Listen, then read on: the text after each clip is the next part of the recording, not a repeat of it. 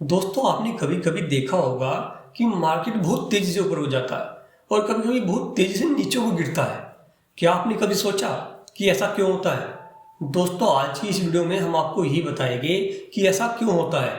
और दोस्तों इसके साथ में हम आपको बताएंगे कि आपको कब और क्यों बाय या सेल करना चाहिए।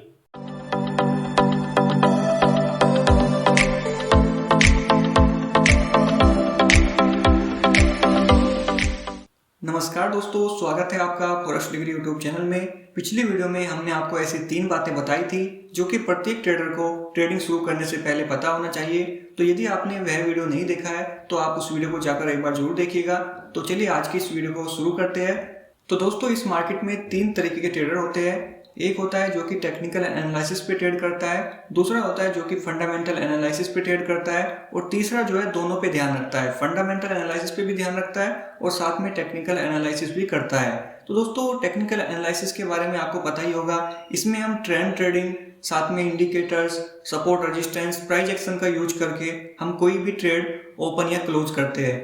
दोस्तों फंडामेंटल एनालिसिस के अंदर 2 पॉइंट आते हैं। एक आता है इकोनॉमिक पॉलिसी और एक आता है पॉलिटिकल इवेंट्स।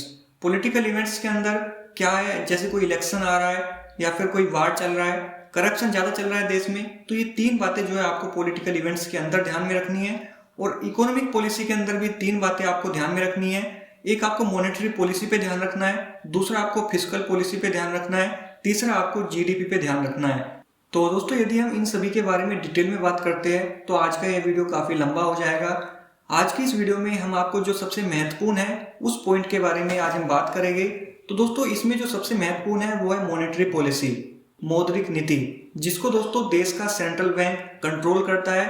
तो इसके अंदर दोस्तों एक सबसे जो महत्वपूर्ण पॉइंट है मॉनेटरी पॉलिसी के अंदर वो है इंटरेस्ट रेट, जो कि दोस्तों किसी भी पेयर को, किसी भी करेंसी को बहुत ज्यादा इफेक्ट करता है। तो दोस्तों अभी हम बात करते हैं कि सेंट्रल बैंक ब्याज दरों को क्यों बढ़ाता है और क्यों घटाता है। दोस्तों सेंट्रल बैंक देश की आर्थिक स्थिति को सही बनाए रखने के लिए ऐसा करता है। आपको इसको डिटेल में समझने के लिए एक चक्र को समझना होगा और इस चक्र में आपको जीडीपी, इन्फ्लेशन और इंटरेस्ट रेट के संबंध को समझना होगा। दोस्तों जब किसी देश में लगातार महंगाई यानी कि इन्फ्लेशन बढ़ रहा हो तो इन्फ्लेशन को कंट्रोल करने के लिए ब्याज दरों में बढ़ोतरी की जाती है, जिससे कि लोग कम पैसा उधार लेने की कोशिश करें और कम खर्च करने की कोशिश करें। लेकिन दोस्तों जब ब्याज दरें बढ़ जाती है, लोग कम पैसा लेते हैं, तो सिंपल सी बात है कि जब लोगों के पास पैसा कम होगा तो नए नए बिजनेस भी कम ही शुरू होंगे देश में, जिसकी वजह से जीडीपी सिकुड़ जाता है। लेकिन दोस्तों सेंट्रल बैंक का काम जीडीपी को भी सही बनाए रखना है। तो जीडीपी को सही बनाए रखने के लिए सेंट्रल बैंक ब्याज दरों में कटौती करेगा, जिससे कि लोग ज़्यादा पैसा उधार ले और नए नए बिजनेस शुरू करें, नए नए उद्योग लगाए, जिससे देश में आर्थिक स्थिति बढ़े, जीडीपी बढ़े। लेकिन दोस्तों जीडीपी को बढ़ाने के कारण जब इंटरेस्ट रेट को कम किया जाता है तो इससे फिर से इन्फ्लेशन बढ़ने लगता है, यानी कि फिर से वही चक्र शुरू हो जाता है कि इन्फ्लेशन बढ़ जाएगा। अब इन्फ्लेशन को कम करने के लिए इंटरेस्ट रेट को फिर से बढ़ाया जाएगा।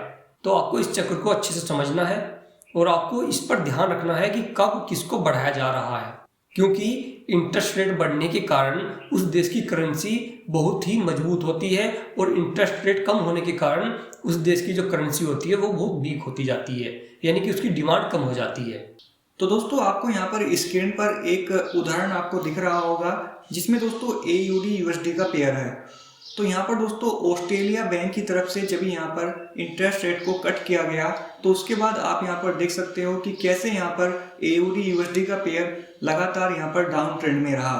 तो दोस्तों अभी सबसे बड़ी बात यहाँ पर निकलती है कि हमको कैसे पता लगेगा कि यहाँ पर किसी भी देश का सेंट्रल बैंक यहाँ पर इंटरेस्ट रेट को बढ़ा रहा है कि घटा रहा है। साथ ही में हमको कैसे पता लगेगा कि यहाँ पर जीडीपी घट रही है कि बढ़ रही है। यहाँ पर इन्फ्लेशन का कैसे पता लगेगा कि इन्फ्लेशन बढ़ रहा है कि घट रहा है। तो इसके लिए दोस्तों काफी ऐसी वेबसाइट है जो कि यहाँ पर आपको इकोनॉमिक कैलेंडर का ऑप्शन देती है, जिसमें आपको ऐसा पता लग जाता है कि यहाँ पर कब जो है इन्फ्लेशन का पता लगने वाला है, इन्फ्लेशन कभी यहाँ पर रिलीज होने वाला है, जीडीपी यहाँ पर कभी रिलीज होने वाला है और यहाँ पर जो सेंट्रल बैंक है वो यहाँ पर इंटरेस्ट रेट की घोषणा कब करने वाला है। तो ऐसी वेबसाइट का लिंक हम आपको डिस्क्रिप्शन बॉक्स में दे देंगे, आपको वहां पर इकोनॉमिक कैलेंडर का ऑप्शन मिल जाएगा। तो यहाँ पर भी दोस्तों इकोनॉमिक कैलेंडर में हमको कैसे जो है यहाँ पर हमको डाटा को पढ़ना है और उसके हिसाब से हमको यहाँ पर किस तरीके से एंट्री लेनी है वो भी आपको यहाँ पर समझ में आना चाहिए। तो दोस्तों ये सभी डाटा यहाँ पर कब रिलीज होंगे इसकी यहाँ पर एक डेट होती है, वो आप यहाँ पर इकोनॉमिक कैलेंडर में जाकर देख सकते हो। तो दोस्तों जब भी आप यहाँ पर इकोनॉमिक कैलेंडर पर किसी भी डाटा को आप देखने के लिए जाओगे तो यहाँ पर आपको 3 सेक्शन मिलेंगे। एक मिलेगा कि प्रीवियस क्या है, एक मिलेगा कि फोरकास्ट क्या किया जा रहा है और एक रहेगा एक्चुअल का। एक्चुअल जो है बिल्कुल उसी टाइम पे आएगा जिस टाइम पर वो डाटा जो है रिलीज होने वाला है, लेकिन फोरकास्ट आपको यहाँ पर कुछ दिनों पहले आपको यहाँ पर देखने को मिल जाएगा। तो दोस्तों अभी हम उदाहरण के साथ समझाते हैं कि आपको इकोनॉमिक कैलेंडर को कैसे पढ़ना है। आप सपोज कीजिए कि फेडरल रिजर्व बैंक जो कि अमेरिका का सेंट्रल बैंक है उसका यहाँ पर इंटरेस्ट रेट का घोषणा होने वाला है, समझिए आज ही होने वाला है। आप इकोनॉमिक कैलेंडर पे गए, आपने देखा तो सबसे पहले आपको वहां पर दिखेगा कि प्रीवियस क्या था। आप समझिए कि प्रीवियस यहाँ पर 5% है। उसके बाद आपको एक देखने के लिए मिलेगा फोरकास्ट। फोरकास्ट में क्या रहता है, जो बड़े बड़े जो इकोनॉमिस्ट होते हैं वो यहाँ पर अनुमान लगाते हैं। मतलब वो अनुमान किस हिसाब से लगाएंगे, जीडीपी देख के या फिर इन्फ्लेशन देख के, और भी उनके पास काफी कुछ रहेगा, तो उसके हिसाब से वो यहाँ पर एक अनुमान लगाएंगे। ठीक है, तो यदि समझिए अनुमान लगाया जा रहा है कि 5% पिछला है और अभी यहाँ पर 6% या 5.5 का लगाया जा रहा है। ठीक है, 5.5 का यहाँ पर अनुमान लगाया जा रहा है। फिर एक सेक्शन रहेगा यहाँ पर एक्चुअल का, जो वास्तव में जो आने वाला है। तो उसका पता कब लगेगा, जब भी वो टाइम हो जाएगा, उस टाइम पे आपको पता लगेगा कि एक्चुअल क्या आया है, वास्तव में क्या आया है। ठीक है, तो वास्तव में समझो यदि 5.5 यानी कि 5.5 का अनुमान लगाया जा रहा था, लेकिन यदि वो उससे कम आता है, यदि वो 5% ही रह गया या फिर उससे भी और घट के आ गया, तो यहाँ पर जो अमेरिका की जो करेंसी है यानी कि डॉलर, वो यहाँ पर गिर जाएगा।